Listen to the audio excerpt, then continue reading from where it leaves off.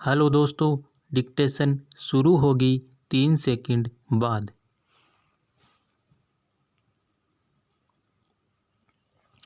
कृषि कानूनों के विरोध में पिछले कुछ समय से जारी चंद किसान संगठनों के विरोध प्रदर्शन के बीच कई अहम तथ्य कहीं पीछे छूट गए हैं।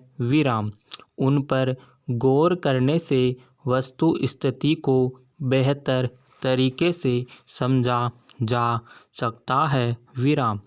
इसी कड़ी में वित्त वर्ष 2020-21 के लिए पेश केंद्र के हालिया बजट पर भी दृष्टि डाली जाए। उसमें कृषि के लिए 1.23 लाख करोड़ रुपये आवंटित किए गए हैं। इसकी तुलना में 2018-19 में यह आवंटन 57,600 करोड़ रुपये था। वह भी पूर्ववर्ती सप्रसंग सरकार के 2013-14 के बजट की तुलना में 3 गुना अधिक था। इससे स्पष्ट होता है कि प्रधानमंत्री नरेंद्र मोदी के गहरे जुनून से प्रेरित सरकार शोर शराबे से दूर किसानों के उत्थान के लिए मदद का दायरा बढ़ा रही है।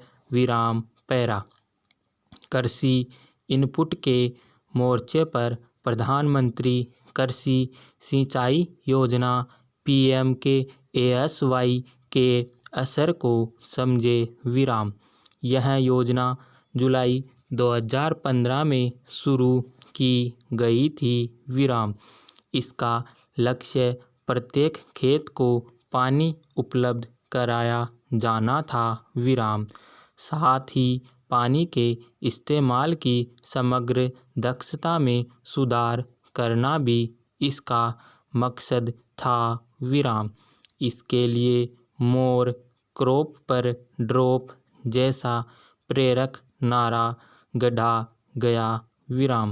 केंद्रीय जल संसाधन मंत्रालय में इसके लिए मिशन निदेशालय गठित किया गया।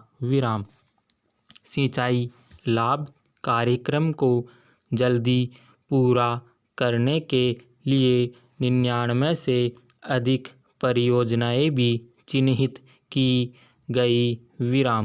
परिणाम स्वरूप 2019 तक कुल 76 लाख हेक्टेयर भूमि को इससे फायदा मिला।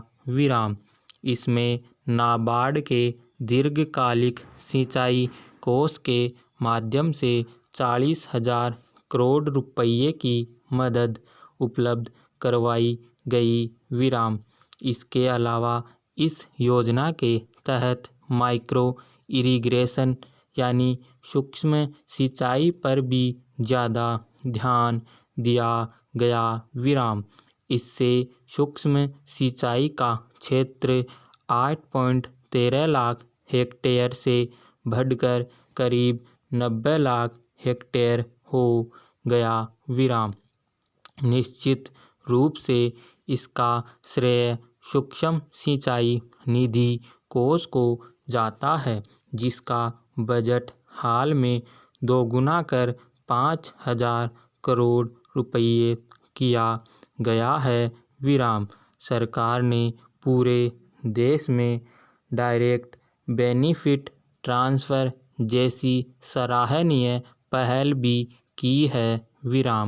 इससे किसानों को उनकी उर्वरक इनपुट लागत को कम करने के लिए सालाना प्रति हेक्टेयर औसतन 5,000 रुपये मिले।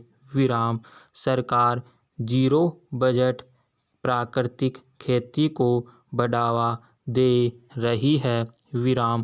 आंध्र प्रदेश ने 2024 तक 8 लाख हेक्टेयर भूमि पर 100% जीरो बजट प्राकृतिक खेती की योजना तैयार की है। समाप्त।